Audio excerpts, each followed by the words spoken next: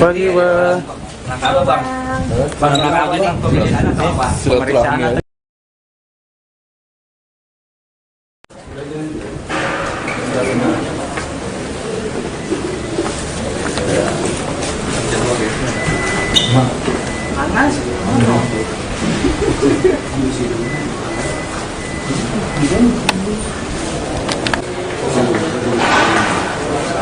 Ini udah tahu. Udah berdua sih. Wah.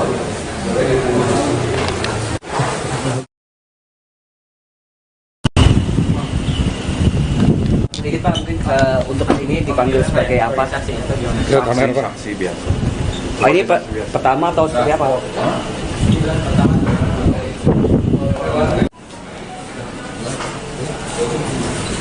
Jadi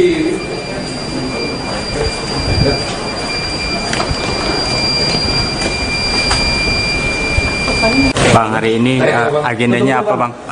akhirnya saya dipanggil ke sini sebagai saksi untuk nggak tahu Kasus dikasih surat, film Pina. bukan filmnya, untuk kasus penyidikannya. Terkait alur cerita mungkin, Bang. Tahu sih ya, Terkait pengungkapan mungkin, Bang, ya. belum tahu sih, dia cuma dipanggil aja, terus saya datang ya. Surat itu masuk tanggal berapa Kak? Masuk kemana? Masuk ke saya, Diterimanya. diterimanya.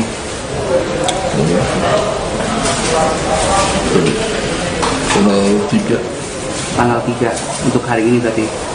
untuk hari ini. Berapa orang, Mas, selain Abang? Saya dan Pak Produser tadi dari belakang saya sih. Jadi untuk lebih ke penyidikan untuk maksudnya sebagai saksi sebagai untuk film ini Saksi. atau sebagai untuk kronologisnya Pak? Di ya saya Atau sebelumnya udah pernah diperiksa? belum, ini pertama kali dalam hidup saya. Oke. Tapi sebelumnya sudah ada konfirmasi maksudnya akan diperiksa gitu atau sebelumnya pernah ditanya-tanya polisi seputar ini ya? Seputar Eh, ini berarti pertama kali. Pertama kali secara ofisial bisa dipanggil ke kantor polisi untuk diperiksa ini. Untuk dijadikan saksi. Berarti sama produser ya, Bang? Sutradara sama produser. Oke. Ini sosok Hakim Ketua kasus Vina Cirebon tahun 2016 lalu, Etik Purwaningsih. Etik Purwaningsih memimpin sidang vonis Sakat Tatal di Pengadilan Negeri, PN, Cirebon. Dalam sidang pada 2016 lalu, dirinya bertugas bersama dua hakim anggota, yaitu Suharyanti dan Ina Herlina. Kini, Etik Purwaningsih menjabat sebagai Ketua Pengadilan Negeri, PN, Kebumen. Sebelumnya, Etik Purwaningsih bertugasi di PN Cirebon sekaligus sebagai Hakim Ketua dalam persidangan kasus Vina Cirebon. Bukan hanya Etik Purwaningsih yang sudah pindah tugas, Ina dan Suharyanti pun juga sudah pindah. Selain menangani kasus Vina, ternyata Etik Purwaningsih juga pernah menangani kasus yang cukup viral, yakni menjatuhkan hukuman kebiri kepada predator seksual Dian Ansori. Lantas siapakah sosok dari Etik Purwaningsih? Berikut kami akan ulas tentang profil lengkap Etik Purwaningsih. Sebelumnya, sutradara film, Vina, sebelum 7 hari, Anggi Umbara, mengungkap fakta mengenai foto CCTV yang ada di Jembatan Talun, Kabupaten Cirebon. Jembatan Talun merupakan lokasi penemuan jenazah Eki dan Vina. Vina saat ditemukan masih hidup. Keduanya seakan mengalami kecelakaan tunggal pada tanggal 27 Agustus tahun 2016. Foto CCTV di Jembatan Talun itu viral belakangan ini. Foto CCTV itu diduga merekam saat peristiwa pembunuhan Vina dan Rizky alias Eki pada 2016.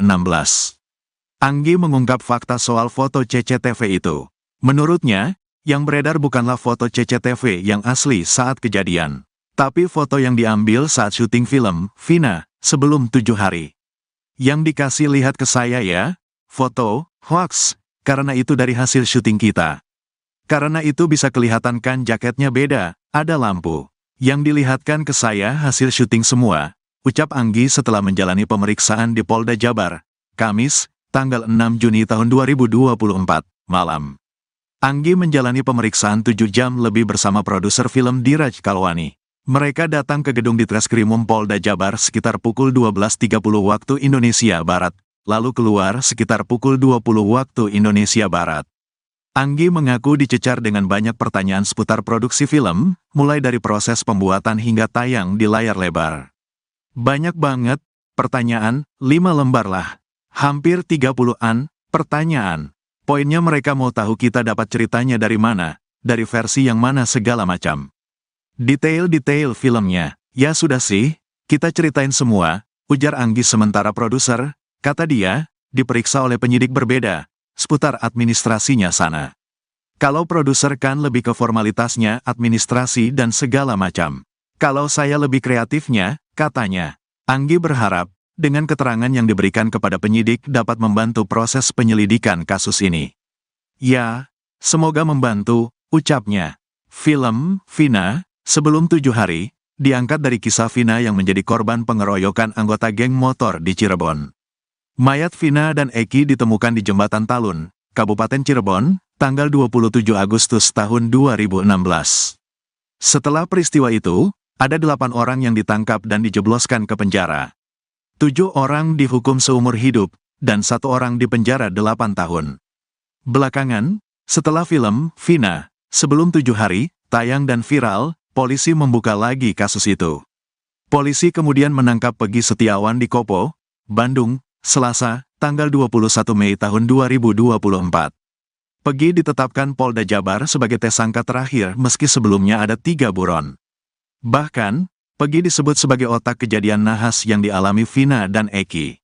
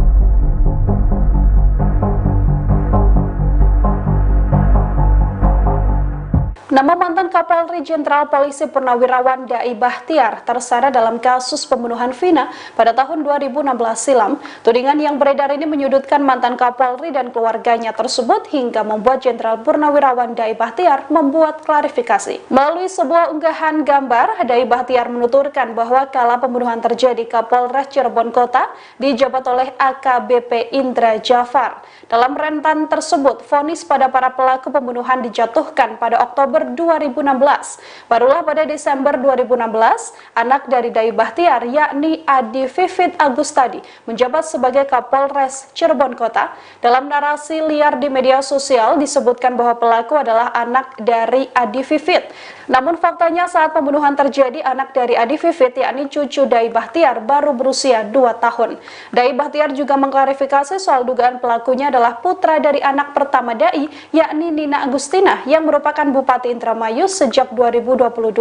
Membantah hal tersebut, Dai Bahtiar menuturkan bahwa putra dari Nina yakni Andika pada 2016 masih duduk di bangku SMA dan bersekolah di Jakarta. Bahkan Andika sama sekali tak pernah tinggal di Cirebon, Jawa Barat.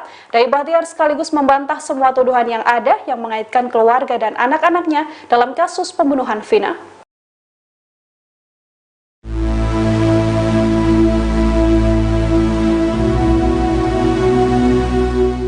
Adik terpidana Eka Sandi yakni Aldi menangis menceritakan pengorbanan sang kakak di balik kasus pembunuhan Vina. Pasalnya, Eka Sandi menggantikan Aldi yang sempat ditangkap sebagai pelaku di kasus Vina hingga disiksa oleh pihak kepolisian. Dikutip dari Tribun Sumsel, hal itu disampaikan Aldi saat ditemui oleh Kang Dedi Mulyadi yang menceritakan pengorbanan sang kakak yang rela mengaku terlibat kasus pembunuhan Vina demi menyelamatkan nyawa adiknya. Aldi mengaku dirinya disiksa oleh kepolisian saat ditangkap sebagai pelaku pembunuhan Vina. Sembari menangis, Aldi menceritakan bahwa dirinya dipukul pakai gembok hingga kepala sobek. Tak hanya itu, saat Aldi hendak pulang, pihak kepolisian disebut menembak kepalanya sebanyak 3 kali dengan peluru karet. Akhirnya Eka Sandi berhasil menggantikan Aldi di penjara seumur hidup. Sementara Aldi dibebaskan dari penjara lantaran bersikukuh tak mengaku sebagai pelaku pembunuhan Vina. Namun sang kakak masih mendekam di penjara karena mengaku menjadi salah satu pelaku.